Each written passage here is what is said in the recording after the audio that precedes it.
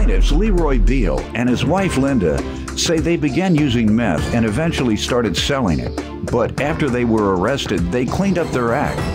Linda claims the defendants hired her to watch their child, and she let them rent a room in her home. But she and Leroy are suing today for unpaid rent and babysitting fees. Defendants Patricia Carson and her husband Joseph Miller say Patricia also went to prison, but before she got caught, she was on the run for 3 years. Patricia insists the plaintiffs are suing for more than they owe. Start with you all. Well, I would like to start out with giving you a little bit of background.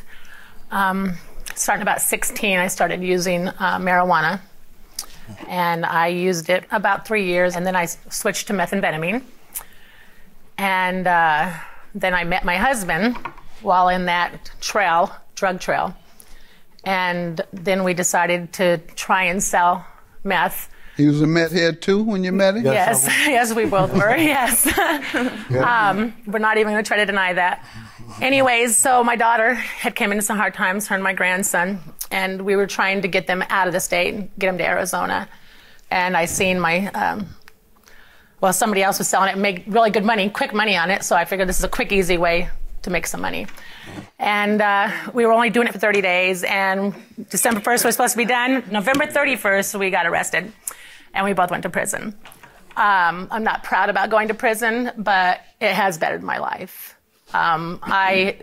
We took a substance abuse program, both of us did. Were you all in county jail, or did you go to prison? Prison. How long? I did a year. We both did a year. How about you? About the same. Did you all recover and yes. You haven't relapsed? Yes. I recovered. He did while he was in prison. And then when we got out, then my grandson... My grandson was killed in a car accident. Oh, sorry. At age 4. Sorry to hear And that. I had promised him that I'd make it all up to him. Mm-hmm. May 1st, which was his birthday, which is when I got off of parole. I was moving back home with him, and I promised him I would never, ever do what I did again, to go back to jail or be taken away from him ever again. And I didn't get to make that up to him because he died January 11th, 2 weeks after Christmas. And he was the reason I took the SAU program, the substance abuse program, to better my life for my grandson. But I didn't get to spend, I didn't make that time up with him. But anyways, the whole point of that is that's what made me open my heart to these people, this family. I have a real soft spot for the family. Where did you know the defendants from? Mr. Miller had called me about doing some babysitting for him. I had an ad? Yeah, I had an ad. You had an ad looking for a babysitter. So, no problem. So he called me on that. I had no idea. You smoke all that weed at a young age. You see, I forget things up here now and then. I've been clean for 5 years. All that weed at a young age. Go ahead. Yeah, so he called me on the ad and asked me about babysitting, and I told him my fees, and it's pretty much 24-hour daycare. So, I mean, the child doesn't matter if they're there for 3 hours or for 10 hours, it's still the same price. What was that price? $100 a week. Good price. You undercutting me. I have a grandchild, Nora. I charge $150 when they... My daughter, Kamara, asked me to babysit. You all want to give me some background? Well, Your Honor, I've been to prison before, too, for drugs and assault. What type of drug? Marijuana. I sold marijuana to an undercover cop. When was this? 2009. How long were you in prison?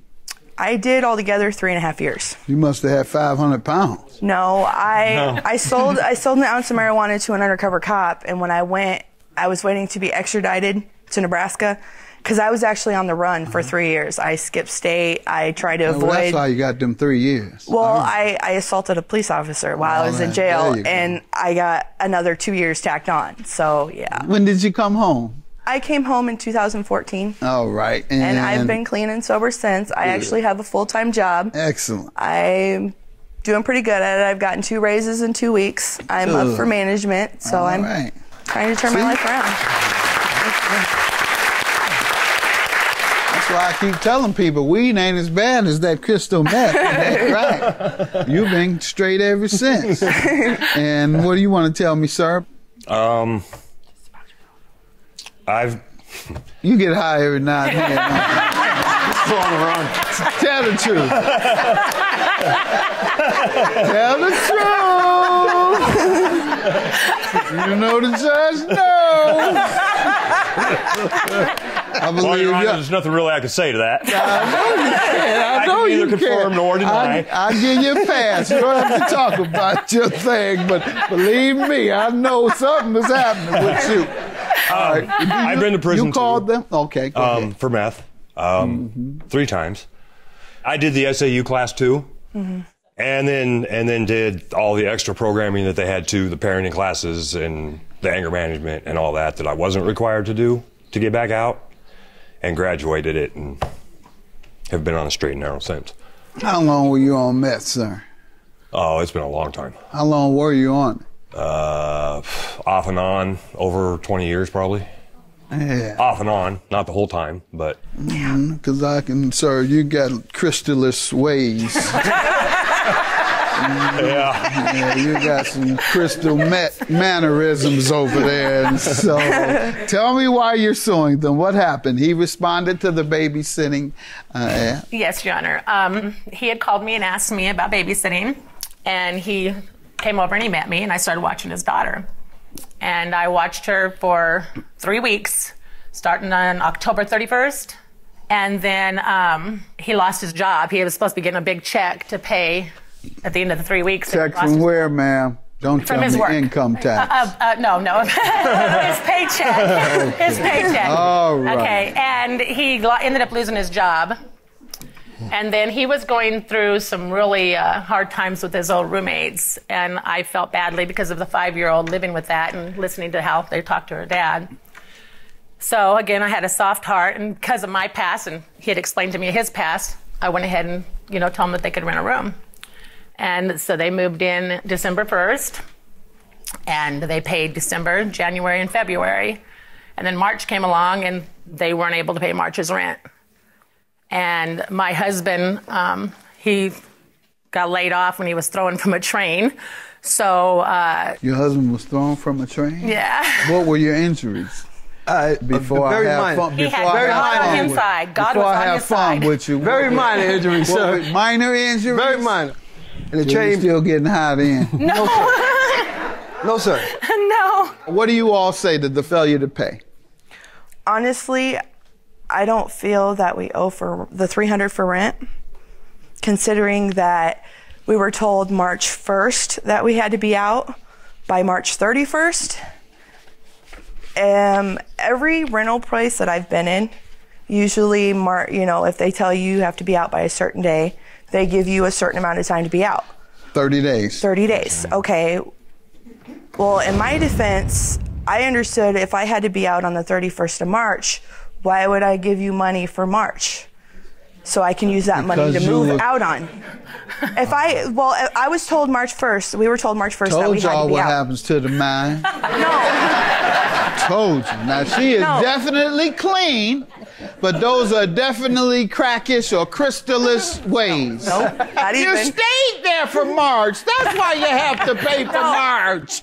I mean, what I'm trying to say is, if I was already told March 1st that I had to be out by March 31st, why am I going to turn around and give you money if I'm already told by March 1st that I had to be out? If I have to be out March 31st, you told me that on the 1st I have to be out. I'm saving up all the money I can to get out and get on my own. All right. I applaud you for that. And That's also, a good idea. Well, but in also, the meantime, you failed to pay for the time that you lived in her place. I understand that. He had surgery on his shoulder March 3rd. Okay, I was the only one with an income. What do you say to the babysitting fees? I feel we do owe her for babysitting fees. All right. Okay. I don't know how much or if it's that much, but there was no record on my behalf or that I have seen how much it was. She's about to hand me something. I wasn't for that. We haven't seen that. I haven't seen any record or that. All right. And she provides me with a record, so unless you can contest that, and you say you're not sure, she provides me with written records, so I'll grant the babysitting fees. Regarding the rent, Your only defense is, you didn't even say they kicked you out early or without notice. You say, I received notice, 30-day notice. I stayed those 30 days, but I shouldn't have to pay because after she told me I have 30 more days, I start saving up. Meaning I didn't pay her anymore, and I had no intention of paying her for that month because I wanted to save that money to move. Well, that's honorable to want to do, but you can't do that. You have to pay for the time that you live somewhere. $600 is your judgment. Have a good day. Thank you.